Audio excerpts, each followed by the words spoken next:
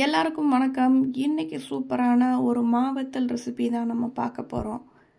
இந்த மாவத்தல் உங்களுக்கு நீங்கள் ஸ்டோர் பண்ணி வச்சுக்கிட்டீங்க அப்படின்னா புளிக்குழம்பெல்லாம் வைக்கிறப்போ நீங்கள் இந்த மாவத்தல் போட்டு புளிக்குழம்பு வச்சு பாருங்கள், ரொம்ப சூப்பராக இருக்கும்.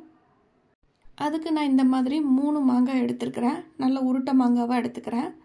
இது ஓரளவு நார்மலான புளிப்போடு இருக்கக்கூடிய மாங்காய். இது இந்த மாதிரி பெரிய பெரிய பீசஸாக நீங்கள் கட் பண்ணி எடுத்துக்கோங்க. ரொம்ப சின்னதாக நீங்கள் கட் பண்ணிங்கன்னா காய அது நல்லா சுருங்கிடும்.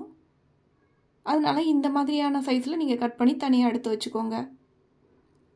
நீங்கள் மாங்காய் கட் பண்ணுறதுக்கு முன்னாடியே மாங்காவை நல்லா கழுவிட்டு துணியை வச்சு தொடச்சி ஈரம் இல்லாமல் எடுத்து வச்சுக்கணும். இப்போ அந்த கட் பண்ண மாங்காய் எல்லாம் ஒரு மண் சட்டியில் போட்டு ஒரு கைப்பிடி அளவுக்கு கல் உப்பு அதில் நான் சேர்த்துக்கிறேன். இதுக்கு வேறு எதுவுமே நம்ம சேர்க்க தேவையில்லை, வெறும் உப்பு மட்டும் சேர்த்தா போதும். சேர்த்துட்டு இந்த மாதிரி ஈவனாக நீங்கள் உப்பு கலக்கிறதுக்காண்டி இந்த மாதிரி குலுக்கி விட்டு எடுத்துக்கோங்க. இந்த மாதிரி நீங்கள் குலுக்கி விட்டு எடுக்கிறப்போ நீங்கள் கரண்டி போடாமையே உப்பு எல்லா பக்கமும் ஈவனாக ஸ்ப்ரெட் ஆகிடும்.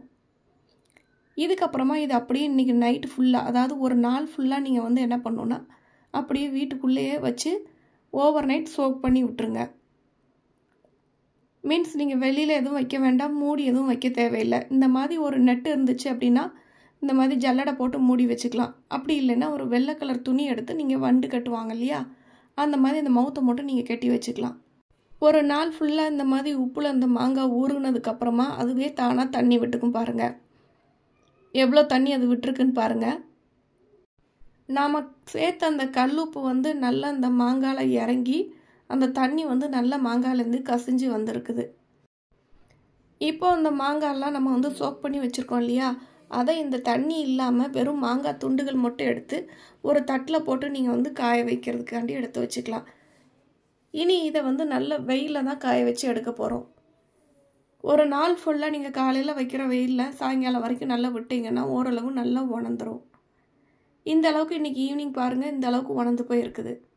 இப்போ மறுபடியுமே அந்த உணர்ந்திருந்த அந்த மாங்காவை எடுத்து நம்ம நேத்திக்கு போட்டிருந்தோம்ல, ஊற வச்சுருந்தோம் இல்லையா, அதில் அந்த தண்ணி விட்டுருக்கோம்ல அந்த மாங்காயிலேருந்து, அந்த தண்ணியிலே மறுபடியும் போட்டு திருப்பியும் ஒரு வாட்டி குலுக்கி விட போகிறோம். இப்போ அந்த ஈரம் இந்த மாங்காய் எல்லாத்துலேயும் நல்லா ஈவனாக ஸ்ப்ரெட் ஆகிற அளவுக்கு குலுக்கி விட்டு எடுத்துக்கோங்க. மறுநாள் மறுபடியும் இதை எடுத்து வெயிலில் வச்சு காய போடுங்க. வெயிலில் அப்படி காய போட்டு 2லேருந்து 3 நாள் காய வச்சு எடுத்திங்கன்னா சூப்பரான மாவத்தல் ரெடி ஆயிரும். இந்த ரெசிபி உங்கள் வீட்டில் மறக்காமல் ட்ரை பண்ணி பாருங்கள். பிடிச்சிருந்தா சப்ஸ்கிரைப் பண்ணுங்கள். தேங்க்ஸ் ஃபார் வாட்சிங்.